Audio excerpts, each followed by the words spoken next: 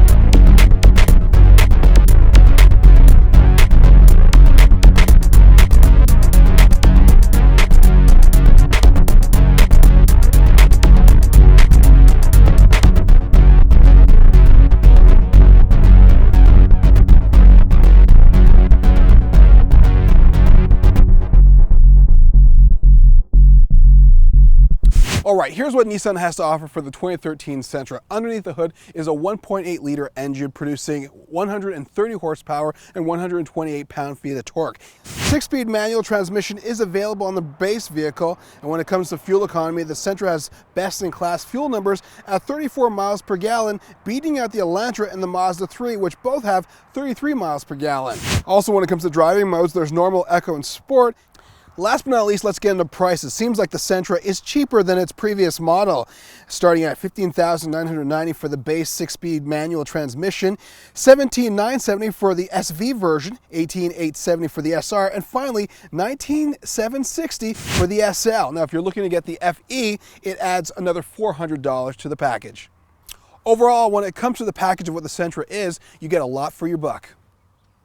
For 2013, the Sentra looks great, and what they've done is they wanted to create a vehicle that was a little more sophisticated looking within the segment, and you could tell from front to back. First and foremost, the front fascia with the front grille, extremely attractive, a little more on the aggressive side. LED headlamps and tail lamps are dominant and standard within this vehicle, as well as you have a lower roof line and belt line, which makes this vehicle extremely attractive.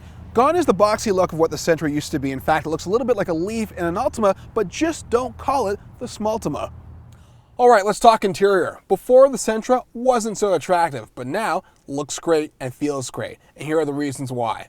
The new Sentra has cloth or leather options as well as silver or maple wood finishes. It's even got fine vision gauges.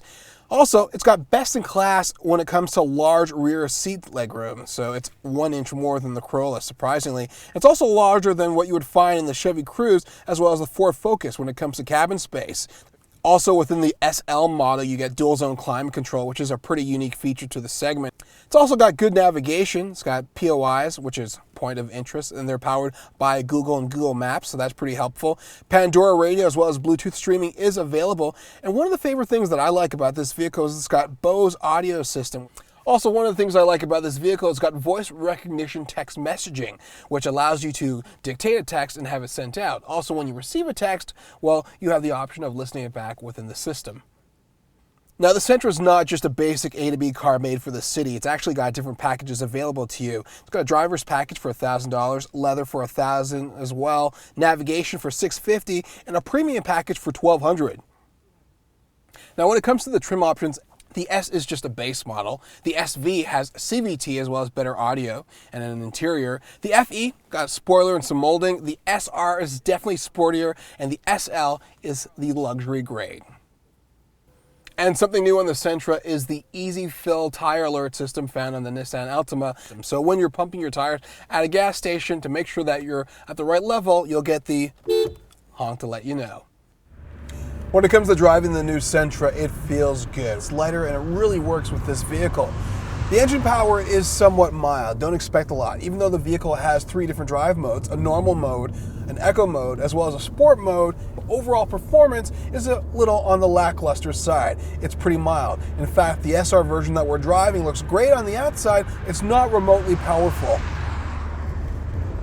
Now, some folks might say that a 1.8 liter engine as well as a CVT powertrain isn't that great, but the truth is it works for this car. On the inside, it's just a very comfortable ride. However, this vehicle does perform extremely well when it comes to different twists and turns.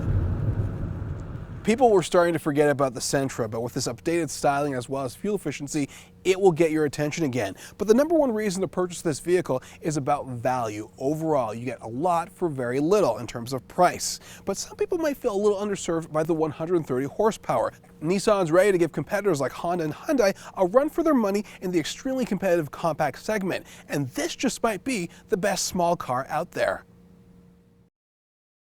For more of this review and others like it, visit AutoGuide.com.